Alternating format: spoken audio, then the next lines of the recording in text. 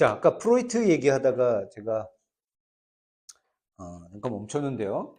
프로이트가 의식의 발달 단계를 이제 이렇게 나눠요. 첫 번째는 구강기. 이 구강기라는 거는 이제 먹고 마시는 흡입 행동, 깨물고 뱉어내는 행동들에 대해서 이제 집착하는 단계예요. 흡입 행동에 고착되면 먹고 마시고 흡연과 음주, 키스 등에 관심이 많으며 성장하여 낙천적이고 의존적이 된다.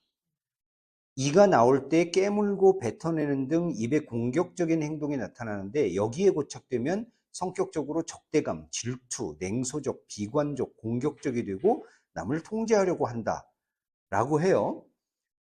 다만 이제 프로이트의 이론이 이렇다라는 거지 지금 이 프로이트의 이론이 완전히 옳다는 이제는 아니에요. 지금 시대적으로. 다만 정신분석학의 출발점이 프로이트이기 때문에 우리가 정신작용을 이해하는 데 있어서 많은 단초를 만든 게 사실이기 때문에 한 번쯤 알고 갈 필요는 있다라는 거죠.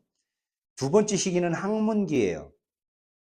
생후 첫 해에는 부모들이 아동의 욕구가 부모를 통하여 최대한 충족되지만 배변 훈련 시기부터는 아동은 차츰 욕구 충족이 시간과 장소의 구애를 받으며 거부되기도 하고 따라서 유예해야 함을 배운다. 이 시기에는 리비도가 학문에 집중되어 있으므로 배변 활동을 통해 쾌락과 욕구 충족을 느끼는데 적절히 훈련하여 아동의 욕구가 충족되면 자신의 배설물을 중요하게 여기고 자신의 창조물로 보기 때문에 창조적이고 생산적인 성격이 된다. 배변 훈련이 지나치게 엄하거나 잘 학습되지 못하면 부모의 요구에 대항하는 적대적, 가학적, 파괴적 성향이 나타날 수 있다. 또한 학문을 이완시켜 배변하는 것보다 조이는 데에서 쾌감을 느끼는 경우 지나치게 깔끔하여 결벽증적인 성격이 나타난다. 그 밖에 융통성 없는 기계적 성격, 구두쇠 심리가 나타난다. 라고 해요. 뭔가 좀 설득력이 있을 것도 같고 뭐 이런 느낌이 있죠. 다음에는 이제 남근기. 성기에 집중되어 이의 감수성이 민감해지고 만짐을 통해 쾌감을 느끼는 시기이다. 성 차이를 인식하고 출생에 대한 관심을 보인다. 남아는 오이디푸스 컴플렉스에 빠져 어머니를 성적 애착의 대상으로 생각하고 아버지를 미워하는 두려움이 나타난다. 여아는 남아와 비교하여 음경선망 등 열등감과 좌절감을 겪는 동시에 아버지를 성적 애착의 대상으로 생각하고 어머니를 적대시하는 일렉트라 컴플렉스에 빠진다. 이 시기에 나타나는 컴플렉스 현상은 동성 부모의 성역할을 학습함으로써 해소된다. 해소 정도에 따라 성역할 정체감과 성인기의 이성에 대한 태도가 결정된다. 라고 합니다. 여기에서 이제 오이디푸스 컴플렉스나 엘렉트라 컴플렉스에 대해서는 현대 이 정신분석학에서는 굉장히 논란이 많은데요. 시대적인 상황을 좀 고려할 필요는 있을 것 같아요. 이 프로이트가 살던 시대에는 남성성이라는 게 굉장히 극단적으로 강조되던 시기고 여성들은 성에 대해서 관심을 가지는 것 자체가 금기시되던 시기인데다가 집안에서도 예를 들어서 재산은 무조건 이제 남성의 상속을 받죠. 그 흔적은 지금도 전 세계 곳곳에 굉장히 많죠. 많이 보편화됐다고 하지만 그럼에도 불구하고 남성 중심의 이제 어떤 경제 활동 이런 것들이 굉장히 많고 여성은 남성 즉 그 같은 형제 자매로 태어나도 남성 중심이고 여성은 부속물로 취급받는 경우가 많기 때문에 프로이트 시대에는 특히 그런 영향 때문에 여성의 히스테리 증상을 보이는 환자들이 굉장히 많았어요. 그러니까 사례가 그렇다 보니까 프로이트가 이런 이론을 세울 수밖에 없지 않았을까라는. 근데 그럼 현대에는 완전히 해소됐느냐? 그렇게 보이진 않아요, 사실. 자, 그 다음에 네 번째는 잠직이에요. 자, 요걸 빼먹었네요. 구강기는 보통 0세에서 2세까지를 구강기라고 하고요. 항문기는 2세부터 4세까지, 남근기는 4세에서 6세까지를 얘기를 합니다.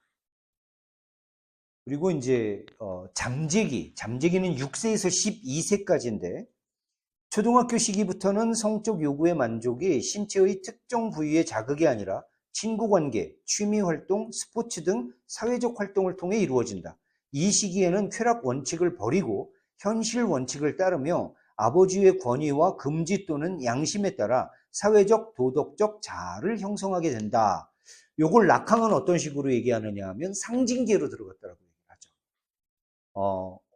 상상계는 전에도 말씀드렸지만 상상계는 엄마를 대타자로 놓고 언어 이전의 세계. 그래서 이때는 이미지의 세계라고 해요. 이미지의 세계 때는 언어로 구성되는 게 아니기 때문에 얘는 일단 아직 사회활동을 할 수는 없어요. 절대적인 교감의 대상이 어머니죠. 근데 말을 배우고 친구를 사귀고 사회활동이 시작되면서부터는 규칙이 생기고 규율을 따라야 되고 상징체계에 들어가게 되는 거예요. 무서운 거는 이 상징체계가 누구에 의한 상징체계? 남성에 의한 상징체계라는 거죠. 그래서 프로이트가 얘기하는 잠재기라는 것은 사실은 락항식으로 얘기하면 상징체계로 진입하는 시기라고 볼 수가 있겠죠. 다섯 번째는 생식기예요. 12세 이후인데 사춘기로서 성적 충동을 정상적인 성욕으로 통합하는 시기이며 정서적 해방과 독립을 추구하는 심리적 이유기이다. 앞서의 단계들에서보다 약하기는 하지만 이 단계에서도 갈등이 있다. 그러나 앞서의 어느 단계에 고착되지 않았다면 이성과의 관계가 정상적으로 형성될 수 있다. 이성관계와 또래 관계를 맺기, 학문, 예술 등에 몰두하기 등 사회적으로 바람직한 활동을 통해 만족을 찾고 원시자의 충동을 승화시킨다. 여기서 원시자라는 건 이제 이드를 얘기합니다. 이드. 프로이트의 자아가 세 단계로 나뉘는 거는 아시죠? 이드와 에고와 슈퍼에고가 있어요. 이드는 어떤 거냐 하면 아주 원시적인 충동에 이제 굴복하는 단계예요. 그래서 기독교적으로 치면 악마의 속삭임. 자아가 악마의 속삭임에 굴복하는 거죠. 에고는 사회적 자아예요. 사회적으로 이드의 충동을 억누르고 사회적인 어떤 그 규율을 따르면서 자기 자신을 찾아가는 자아, 이게 에고고요. 슈퍼에고는 사회 속에 있는 그 에고 같은 나의 자아가 아니라 사회 자체가 가지는 자아예요. 그래서 사회의 요구를 내면화하는 자아죠. 착해야 돼, 거짓말하면 안 돼. 예를 들어서 성적으로도 우리가 흔히 정상적이라고 얘기하는 남성과 여성이 만나서 연애를 하고 그 과정에서 사랑이 확인이 되면 결혼을 하고 정상적으로 출산을 하고 가족을 이루는 이런 모든 어떤 규칙들이 해라라고 말하기 전에 내 자아, 내 내면 속에서 이미 그 규칙들이 존재하는 거예요. 슈퍼에고로서. 그래서 기독교식으로 얘기하면 슈퍼에고가 천사죠. 네, 이드는 악마가 되겠고 에고는 내가 되겠죠. 그래서 기독교식으로 얘기하면 나는 늘 악마의 속삭임과 천사의 속삭임 그 가운데에서 갈등과 선택을 하게 되는 거죠. 아주 쉽게 얘기하면 그런 거예요. 프로이트가 얘기하는 생식기라고 하는 것은 이 에고가 정상적으로 성장을 해서 어렸을 때부터 그 본능에 이제 그 내면화된 어떤 충동들을 이겨내고 에고를 슈퍼에고와 통합함으로써 사회적으로 정상적인 기능을 하도록 만든다라는 거죠. 자, 근데 이제 이 소설에서는 되게 이상한 점이 하나 있어요. 프로이트적으로 얘기를 한다면 에리카는 정상이에요, 아니에요? 자, 여러분 지금 갸우뚱하시는 거는 여러분들이 사실은 문화적으로, 철학적으로, 인문학적으로 굉장히 훈련된 분들이기 때문에 그래요. 훈련되지 않은 사람들이 딱 보면 에리카는 비정상이죠. 격리 대상이에요. 그래서 가둬놔야 되는 사람이에요. 그렇지 않아요? 아니, 지하철에서 사람들 막 발찍고 다니고, 패고 다니고, 막 공원에서 막 애정 행각을 벌이는 남녀를 찾아가지고 그걸 막 관찰을 하면서 관찰로 끝나나요? 오줌을 싸고 나오잖아요. 배설을 하고 나온다는 거예요.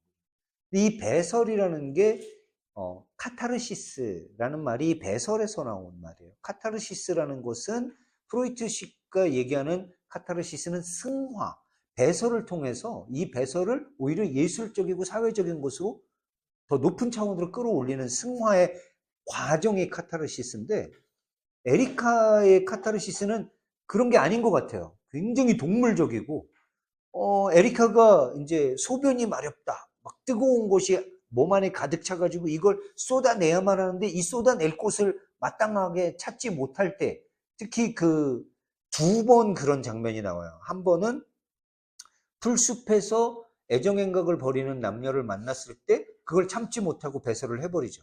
2번째는 어떤 자기 안에 뜨거운 것이 가득 차가지고 이걸 배설을 하려고 막 화장실을 찾아가지고 막 가다가 배설을 하는 장면을 다른 사람도 아닌 크레머에게 들키는 장면이 나와요.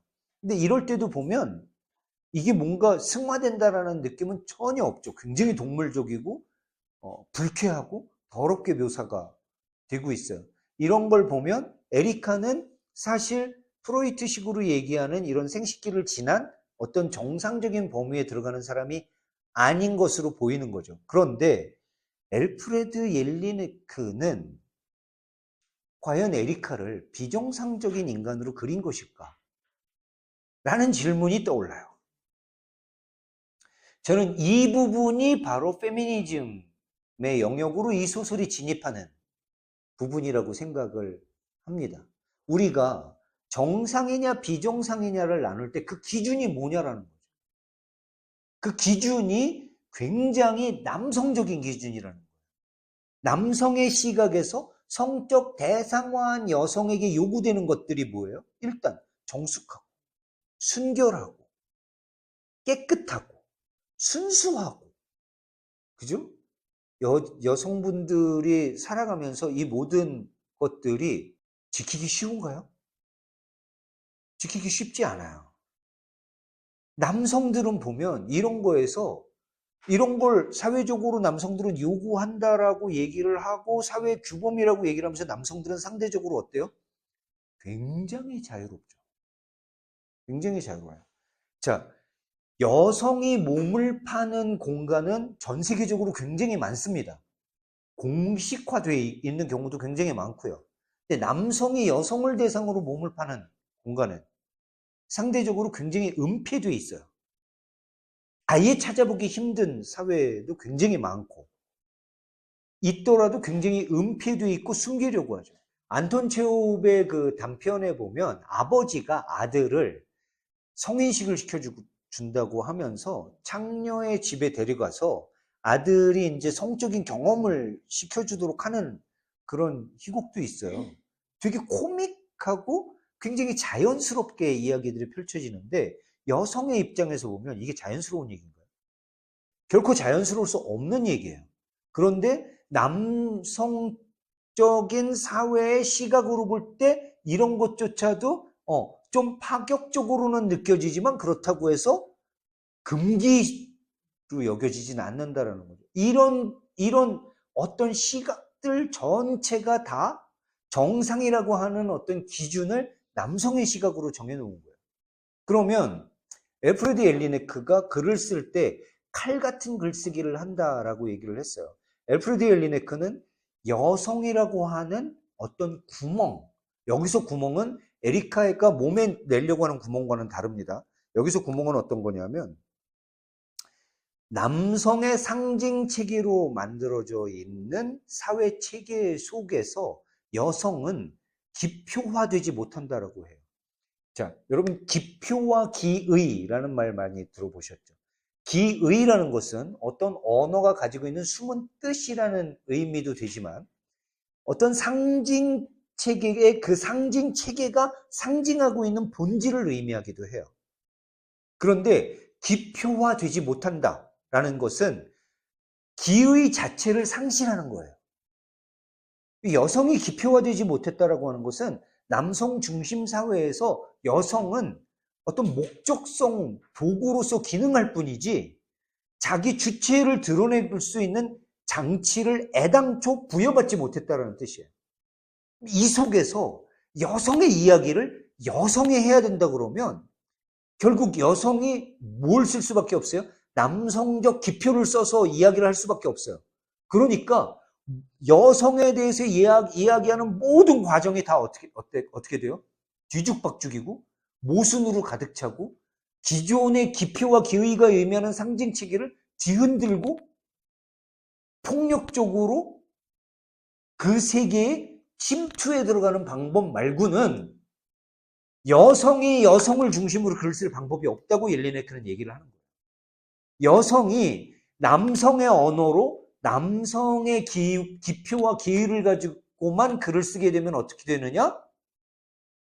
아름답고 정숙하고 순수하고 착하고 우리가 남자들이 흔히 떠올리는 이상적인 여성향으로 여자 주인공이 등장을 할 수밖에 없는 거죠. 그렇게 써놓고 그걸 정상이라고 얘기하면 그게 정상이냐? 라는 거예요. 여러분이 에리카가 불편한 이유는 뭐냐면 여러분의 기표 기의 체계가 남성적이기 때문이라는 거예요.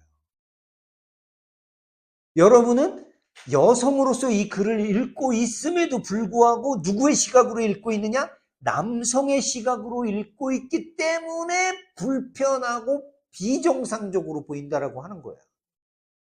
자, 만약에 그렇다면 에리카를 정상이냐 비정상이냐라는 플라톤식 이분법으로 나눈다면 남성 체계 속에서 이 에리카는 비정상일 수밖에 없어요. 그런데 에리카의 입장에서 보자는 거예요. 에리카의 입장에서 보면 에리카는 과연 비정상적이냐라는 거예요. 그것을 어떤 기준으로 만들어내고 나누어낼 것인가.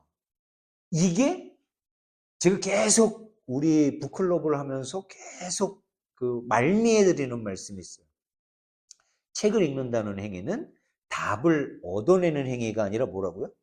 질문을 찾아내는 행위라는 거죠. 에리카의 이 모든 것들을 비정상으로 바라보는 나는 정상인가? 내가 만약에 나를 정상으로 느낀다면 그 정상이라는 기준을 누가 만들어준 거지? 그것이 남성적으로 체계화된 기표와 기의 속에서 에리카를 비정상으로 바라보는 거라면 나는 비정상적인 거 아닌가?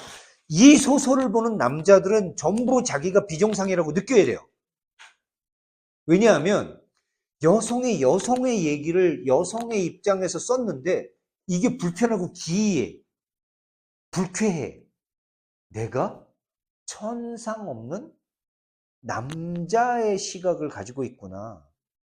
이건 정상적인 게 아니죠. 우리는 인간의 시각을 가지고 세계를 봐야 돼요.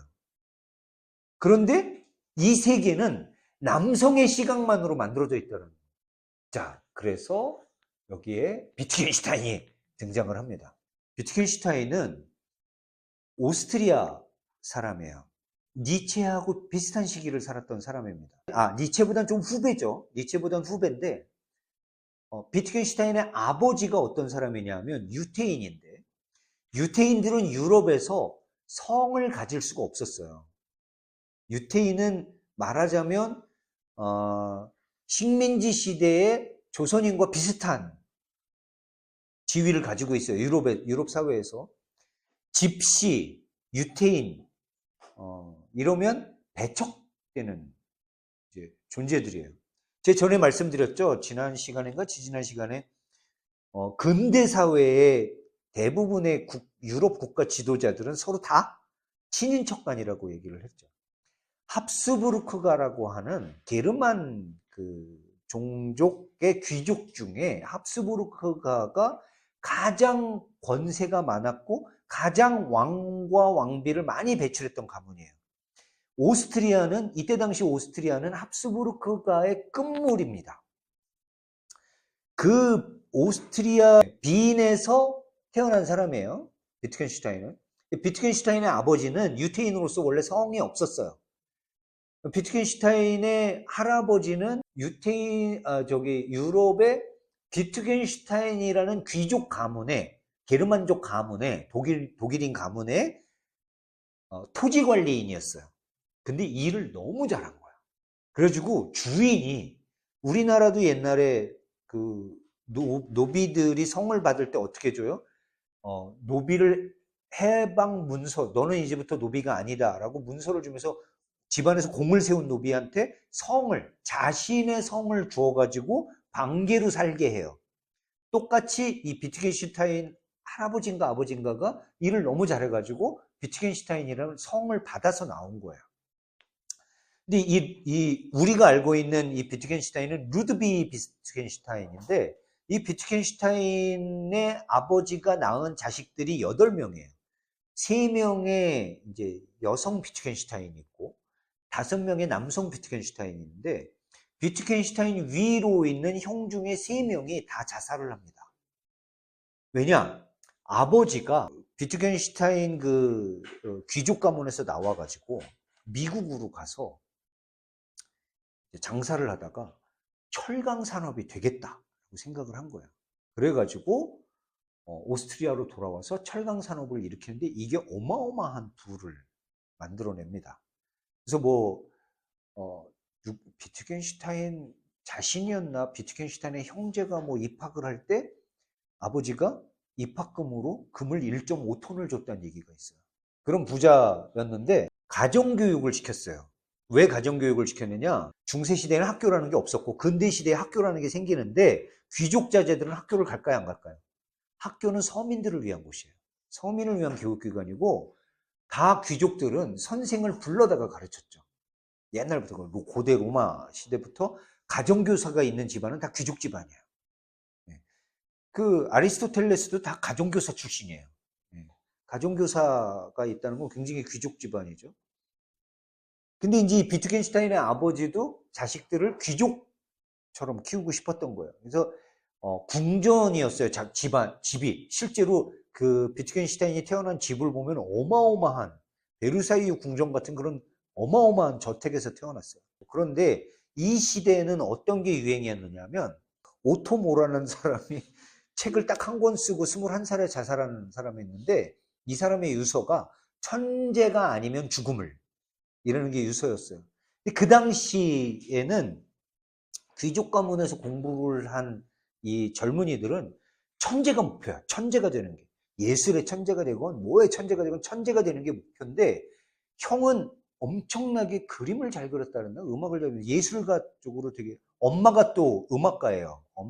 엄청 유명한 예술가였고, 그러니까 형은 미국으로 가서 자기가 천재가 아니라는 거에 비관을 해서 죽었어요. 천재적이었다고 주변에서는 그랬는데 스스로 인정을 못한 거죠. 사실은 실종이 됐는데 다들 자살했을 것이다 라고 생각을 했어요.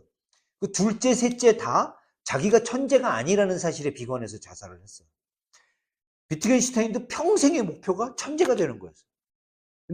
근데 자기는 천재가 아닌가 보다 해가지고 공과대학을 가서 항공공학을 공부를 하는데, 그것도 보통 사람이 보면 보통 천재가 아니면 공부를 할 수가 없는 건데, 비트겐슈타인은 그 정도는 만족이 안 되는 거야. 근데 이 공과대학에 갔다가, 원래는 이제 독일에 있는 베를린 공과대학에 갔다가 맨체스터 공과대학에 영국으로 옮겼는데, 거기에 누가 있느냐면 버틀란드 러셀이라는 수학자이자 철학자가 있어요.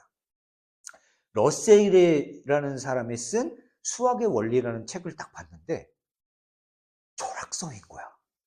비트겐슈타인이 그때 처음으로 철학의 눈을 떠요. 그 러셀의 강의실을 찾아가요. 러셀이 반해요, 비트겐슈타인한테. 그때 마침, 이거는 이제 철학자 박구용 교수가 월간 김어준의 철학편에 나오는 얘기예요.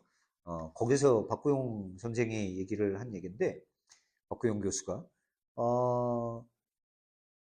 러셀이 그때 당시에 어떤 유부녀하고 사랑에 빠져가지고 엄청 열애 중인데, 자기가 일단 철학적으로 만들어 놓은 거를 받아서 누군가 이걸 더 발전시켜줄 후계자가 필요했던 거예요. 그때 비트겐슈타인이 딱 나타난 거야. 나는 이제 연애하느라고 바쁘니까 나머지는 다 네가 알아서 했으면 좋겠어. 그래서 비트겐슈타인을 조교로 삼아가지고 맨날 이제 철학 숙제를 내주고, 그 숙제가 결국은 자기 책 쓰는 숙제죠. 그걸 계속 하면서 철학의 눈을 뜨다가 비트겐슈타인이 어느 날, 이거 이 양반 밑에서 내가 조교만 하다가는 내가 하고 싶은 철학을 못 하겠다. 그래가지고 군대를 가버려요. 그 군대 안에서 쓴 책이 논리, 철학, 논고라는 책입니다. 비트겐슈타인은 평생에 2권의 책을 써요. 논리, 철학, 논고라는 책을 쓰고 논리, 철학, 탐구라는 책을 써요. 논리, 철학, 논고에 있는 내용과 논리, 철학, 탐구에 있는 내용이 완전히 반대 내용이에요. 논리, 철학, 논고를 딱 쓰고 난 다음에 비트겐슈타인이 나는 플라톤 이후에 모든 서양 철학이 내 논리, 철학, 논고에서 다 종결됐다. 더 이상의 철학은 없다. 그야말로 나는 천재다. 라고 자기 천재 증명을 딱 했다고 선언을 하고 이제 군대 가서 죽을 곳을 찾아다녀요. 엄청 열심히. 근데 죽질 않고 살아오죠. 살아오는데 비트겐슈타인은 자기 집안의 재산도 하나도 물려받질 않아요. 그 많은 재산을 다 형제 자매한테 물려주고 한 푼도 안 남기고 자기는 교사가 되러 떠납니다. 그것도 이제 교수가 아니라 교사. 그래서 이제 초등학생, 중학생들 이런 학생들을 가르치는데 아동 학대로 걸려가지고 도망 다녀요. 재판을 피해서. 왜 아동 학대로 걸리느냐? 이 사람한테는 공부를 한다는 건 천재가 되기 위해서는. 그러니까 애들이 천재가 되려는 의지가 없는 애들을 보면 막 때려서라도 얘를 천재를 만들어야 되는 거야.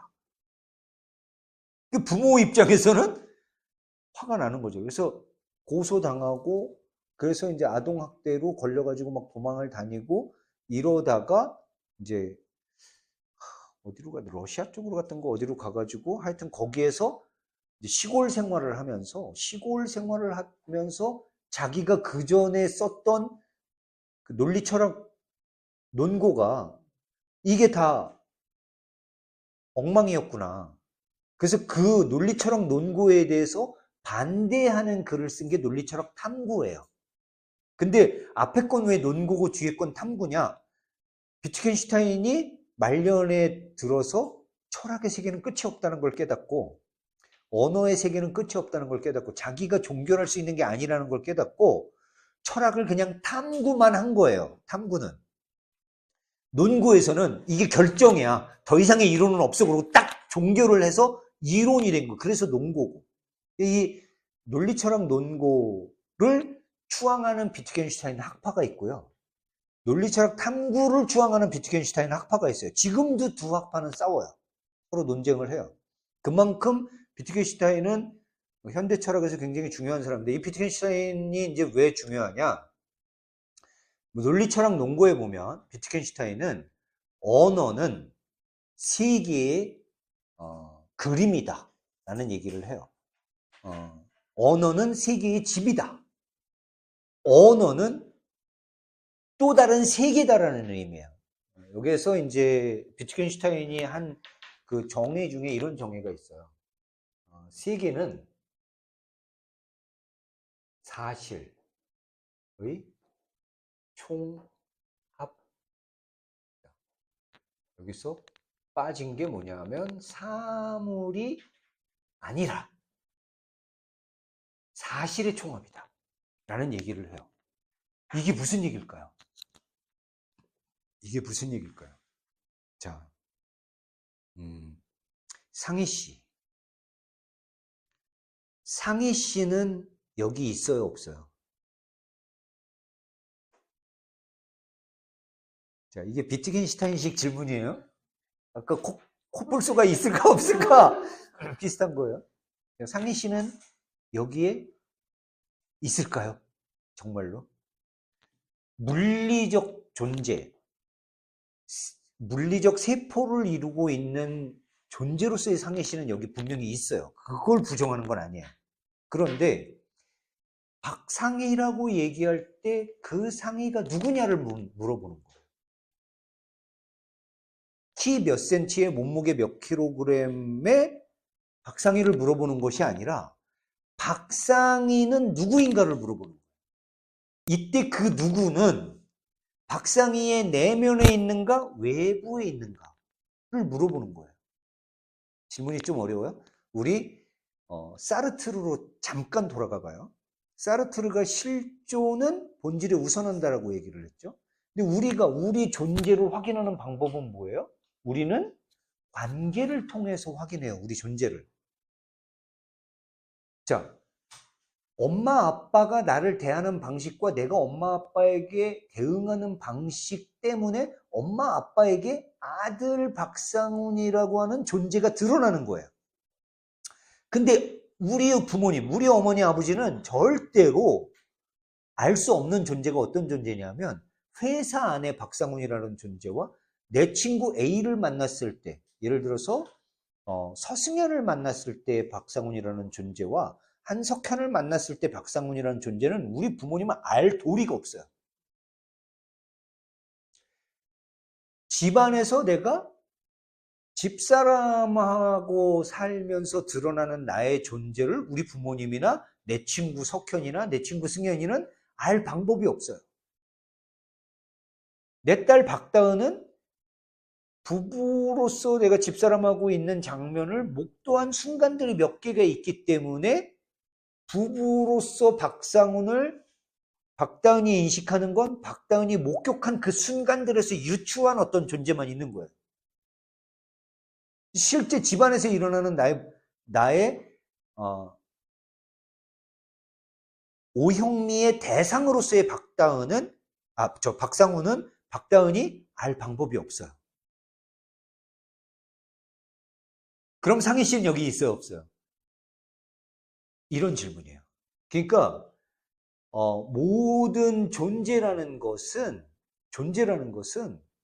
사물, 이 피부와 뼈다귀와 근육으로 이루어져 있는 이 사물에 있는 것이 아니라 이 사물이 겪어온 사건에 있는 것이다라는 게 사르트르와는 다른 비트겐슈타인의 정의예요.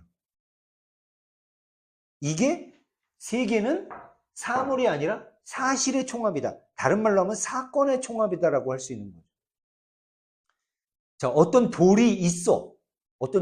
여러분 그거 아시는지 모르겠어요. 저쪽 구석에 하얀색 서큘레이터가 한 개 있어요. 근데 제가 손가락을 펴서 저 서큘레이터를 가리키기 전에 여러분들 중에 저 서큘레이터의 존재를 의식하신 분이 있으시면 손 한번. 없죠. 우리는 무언가를 의식하기 전에는 그것이 존재하는지조차를 몰라요. 그럼 그건 존재하는 거야, 아니에요? 이 서큘레이터는 박상훈이 손가락으로 가리키면서 하얀색 서큘레이터라고 지적하는 사건이 있었기 때문에 갑자기 존재가 돼버린 거예요. 이해가 되시나요? 자, 그렇다면 우리가 존재를, 세계를 인식하는 방법이 뭐예요? 이때 비트겐슈타인은 그것이 언어라고 얘기를 했던 거예요. 그래서 언어는 세계의 카피, 세계의 집, 언어는 또 다른 완벽한 세계라고 얘기를 했었던 거예요. 그러면서 비트겐슈타인이 이 논리철학 논고에서 했던 유명한 말이 있어요. 말할 수 없는 것은 침묵해라. 자, 강주희 씨는 아름답다 라고 얘기할 때 주희 씨에게서 아름다움을 찾아내는 등식이 우리가 동시에 동일한 등식으로 이루어졌을까요? 어떤 분은 주희 씨의 눈이 아름다운 분도 있을 거고 어떤 분은 주희 씨의 키가 아름다운 분도 있을 거고 아름다움이라는 거가 기준이 모호하다라는 거죠. 기준이 모호한 것에 대해서 우리가 얘기를 하는 순간 우리는 대화를 하는 게 아니라 그냥 어떤 자기가 느끼는 어떤 표상의 흔적들만 던지고 있을 뿐이라는 거예요. 그건 언어가 될 수 없다라고 처음에 비트겐슈타인은 얘기를 했었던 거죠. 그런데 시골 생활을 쭉 하고 나서 이 생각이 뒤집혀요. 그래서 오히려 언어는 완전히 정해진 어떤 세계가 아니라 관계와 관계 속에서 드러나는 것이다. 저는 비트겐슈타인의 후기, 논리철학 탐구에 나오는 이야기를 훨씬 더 현대적이라고 느낍니다. 현대철학에서 제일 중요한 건 관계예요, 관계. 근대 철학까지는 존재 자체가 중요했어요. 내가 누구냐가 중요했어요. 근데 실존주의가 점점 발전하고 들레지 같은 사람들이 나타나고 이러면서 계속 추구하는 방향은 뭐냐면 이제는 절대적인 어떤 존재가 중요한 게 아니라 존재와 존재가 서로 간에 맺어가는 관계가 훨씬 중요하다라는 방향으로 현대 철학은 흘러가고 있어요. 비트겐슈타인이 그런 현대 철학의 어떤 한 흐름을 언어라는 측면에서 극명하게 드러냈다고 저는 생각을 합니다. 자, 그런데 제가 왜 비트겐슈타인을 이 소설을 얘기하면서 이렇게 오래 얘기를 했느냐 하면 이거예요. 언어가 세계를 드러내는, 즉 세계가 언어로 그려질 수 있는 것이라면 아까 얘기했죠. 기표의 세계. 기표의 세계가 비의의 세계를 드러내는 유일한 장치라면 엘프리데 옐리네크가 바라보는 기표의 세계는 너무나 어떤 한계의 성지향적인 세계이기 때문에 이 한계의 성지향적인 세계에 대해서 제3의 성이에요. 에리카를 보면 여성성이라고 단정 지을 수 있나요, 에리카를? 에리카는 어머니에 대해서는 틀림없이 남성적인 성향을 가지고 있어요. 그렇죠? 그런데 또 크레머에 대해서는 틀림없이 여성적인 성향을 가지고 있어요. 자기 자신에 대해서는 남성성과 여성성을 동시에 가지고 있어요. 그죠? 그러니까 이게 제가 볼 때 에리카는 성 역할이라는 면에 있어서 여성이 아니라 에리카성이에요. 제가 볼 때 엘프리드 옐리네크가 쓰고 싶었던 여러 가지 이야기 중에 여성성을 드러내는 것도 있지만 엘프리드 옐리네크가 여성성을 강조해서 쓰면 그 순간 어떤 기표에 갇혀버린다? 남성의 기표에 갇혀버린다는. 그러니까 에리카는 다층적인 성 역할을 할 수밖에 없었던 것이 아닐까라고 저는 해석을 하는 겁니다. 제 해석이 꼭 맞다는 건 아니에요. 이런 방향으로 해석할 방향도 있다라는 거죠. 여기서 비트겐슈타인의 초기 논리철학 농구식으로 이 소설을 바라본다면 이 소설에 쓰여진 모든 언어는 논리철학 농구를 뒤집어버리는 언어예요. 우리가 이해하기 힘든 언어. 사실 우리는 이 책을 쭉 읽으면서 모순도 굉장히 많이 발견을 하고요. 일단 성적인 모순을 굉장히 많이 발견을 해요. 그리고 엄마와 딸의 역할에서도 모순을 많이 발견해요. 엄마가 딸을 제어하고 통제하는 걸로 우리는 처음엔 그렇게 봐요. 그 하나만 있는 것처럼 보여요. 근데 나중에 점점 보면 어때요? 그 권력 구도가 에리카에게도 상당 부분 있다는 게 느껴져요. 권력이 엄마에게 치중되어 있지 않아요. 그러면 에리카는 왜 엄마의 그 억압을 견디면서 살지? 에리카에게도 엄마를 조종하는 권력이 분명히 있어요. 이거는 에리카가 엄마의 권력에 짓눌려서 우리가 흔히 우리나라 부모 자식 간에 나타나는 것처럼 엄마의 강요에 의해서 인생이 결정되어 버린 딸만으로 이 역할이 한정되느냐 하면 제가 볼 땐 그렇지 않다라는 거예요. 그걸 넘어서는 에리카가 자기 존재를 드러내는 방식들이 계속해서 나와요. 계속해서. 예를 들면 마마보이를 한번 예를 들어 봅시다. 마마보이는 엄마가 가지고 있는 권위에 의해서 예속돼 버린, 정신적으로 정서적으로 예속돼 버린 존재예요. 이 마마보이들은 독립하지 못했기 때문에 실제로 엄마가 없는 곳에서도 엄마의 존재를 느껴요. 제가 그런 사건을 실화예요. 어떤 한 아이가 공부를 열심히 해서 엄마가 시키니까 공부를 열심히 했어요. 엄마가 서울대 가라 그래서 서울대 갔고, 법대 가라 그래서 법대 갔고, 판검사가 되고 싶었는데 고시에서 자꾸 떨어지니까 엄마가 그러면 대기업에 취업을 해요. 그래서 삼성을 들어가요. 삼성은 우리나라 최고 기업이죠. 엘리트로 뽑혀서 들어가요. 그런데 얘가 삼성 안에서 점심을 먹으러 가는데 다들 짜장면 먹으러 가자, 중국집 가자. 얘가 전화를 해요, 엄마한테. 엄마, 다 짜장면 먹자 그러는데 나 짜장면 먹어도 돼? 이런 게 삼성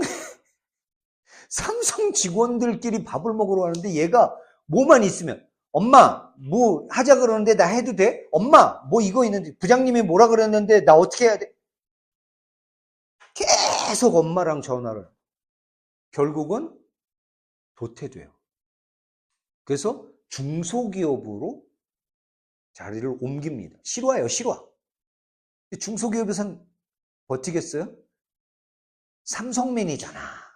중소기업에 오죽 대우 잘 받고 갔겠어요? 아무리 삼성에서는 견디지 못해서 나온 애라고 하더라도 중소기업에 나이에 비해서 꽤 그럴듯한 직함을 가지고 들어갔는데 거기서도 맨날 똑같은 거예요. 엄마 사장님이 뭐라고 하는데, 엄마 동료가 뭐라고, 엄마 부하 직원이 뭐라고 하는데, 이러니까 얘가 결국은 거기서 못 견디고 쫓겨나다 나중에는 어떻게 살았느냐, 편의점에서 새벽 알바만 했어요. 어디에도 속하지 못하는 거예요. 이게 실제로 정서적인 것과 정신적인 것이 모두 예속된 사람이 보이는 행태예요. 이 친구가 결혼을 했을까요? 했어요. 실패했죠. 쫓겨났어요. 와이프한테서도. 그 어머님이 돌아가시고 난 다음에 얘는 정말 인생을 어떻게 살아야 될지 모르는 거예요. 이런 친구가 실제로 있었어요. 자, 근데 이 에리카는 계속 일탈을 합니다. 엄마로부터 벗어날 수 있는 길을 계속 찾아요, 사실은. 근데 그게 완전히 독립되는 게 아니라 어떻게 해요? 엄마와의 생활과 병행해서 가죠. 병행해서 계속 가고 있어요. 그래서 저는 이 소설에 등장하는 엄마와 에리카의 사이가 우리나라에서 학대와 피학대 당하는 부모 자식 관계랑은 조금 다른 것 같아요. 여기서 에리카는 계속해서 자기가 살 길을 모색을 해요. 몸에 구멍을 내는 게 타나토스적 욕망이기도 하지만 에로스적 욕망이기도 했다 그랬잖아요. 핍쇼를 보고 공원에 그 커플들을 찾아가고 크레모를 나중엔 적극적으로 유인하고 꼬시죠. 크레모에게 이렇게 해달라고 편지를 보내요. 이건 엄마가 알면 기함을 토할 얘기지만 에리카가 중요한 대사를 합니다. 크레모가 왔을 때. 엄마는 상관없어. 진짜로 정신적으로 정서적으로 지배당하고 있으면 엄마는 상관없어라는 말을 할 수가 없어요. 근데 상관없다고 얘기를 해요. 사실은 저는 에리카는 엄마로부터 정서적 정신적 독립은 이미 했다고 봅니다. 그럼에도 불구하고 관계를 계속 유지하고 있어요. 심지어 자기 어깨에 칼을 찌르고 나서 엄마가 기다리고 있는 집으로 가요. 뭐예요? 엄마에게 학대를 받기도 하지만 에리카도 엄마를 학대해요. 보면 에리카가 막 엄마 머리 끄댕이를 막 잡아 당기고, 뭐 엄마도 에리카 머리카락을 뽑지만 엄마를 두들겨 패기도 하잖아요. 얘는 엄마한테 예속되기만 한 아이가 아니에요, 사실은. 자, 엄마의 입장에선 비밀이 없어야 되기 때문에 딸 방에 자물통을 걸어놓지 않는 거지만 에리카의 입장에서는 어떨까요? 부부기 때문에 같이 자는 방이 있는데 내 방이 굳이 필요 없는 거예요. 어쩌면 엄마의 방이 내 방인 거죠. 근데 필요해졌을 때, 크레모의 관계가 필요해졌을 때 어떻게 해요? 그 방문을 막아낼 수 있는 여러 가지 방법들을 시도를 하거나 상상을 합니다. 즉 그때까지는 필요가 없었던 것뿐이에요. 필요해지는 순간 그렇게 하죠. 자, 그러면 에리카는 예속돼 있나요? 아닌가요? 저는 그런 것 같아요. 저는. 그래서 이제 비트겐슈타인과 페미니즘에 대한 얘기까지 나왔어요. 자, 그리고 이제 저는, 고통과 주도권의 문제, SM에 대한 문제, 요거가, 사실은 이제 마지막 시간 때 할 얘기긴 하지만, 조금 하다가, 이제 좀 쉬었다가 가죠. 우선, 고통에 대한 문제, 혹시 그거 발견하신 분 계실지 모르겠어요. 에리카가 자기 몸을 자해를 할 때 고통을 느끼나요? 고통을 안 느껴요. 그런데 크레모한테 맞을 때 고통을 엄청나게 느껴요. 이거 이상하지 않으세요? 심지어 에리카는 크레모에게 편지로 학대를 해달라. 내가 멈추라고 해도 멈추지 말아달라. 라고까지 얘기를 했었어요. 근데 크레모는 실제로 와가지고 학대를 하죠. 두들겨 패고. 그런데 에리카는 이건 내가 원했던 게 아니야 라고 얘기를 해요. 이게 뭘까요? 왜 어느 순간에는 고통을 못 느끼고 어느 순간에는 고통을 느낄까요?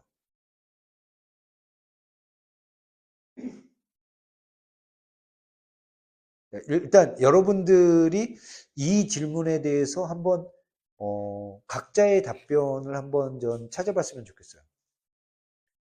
제가 이제 말을 하는 게 맞느냐 틀리느냐 이런 뭐 옳고 그름은 없지만 어쨌든 제가 말씀을 드려서 그게 막 지배적이 되기 전에 여러분들 스스로 왜 에리카는 심지어 자기 허벅지를 칼로 구멍을 넓힐 만큼 그어낸다라는 건 굉장히 고통스러운 행위일 것으로 보이는데 별로 아프지 않다 그래요.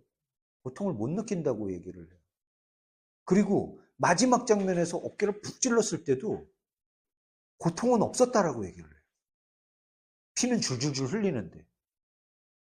저는 이것이 구멍과 고통을 굉장히 은유적으로 쓴 이야기일 수밖에 없게 만드는 어떤 장치라고 생각을 하는데 그게 뭘까요? 숙제를 던져드리고 쉴게요. 네, 그게 뭘까요?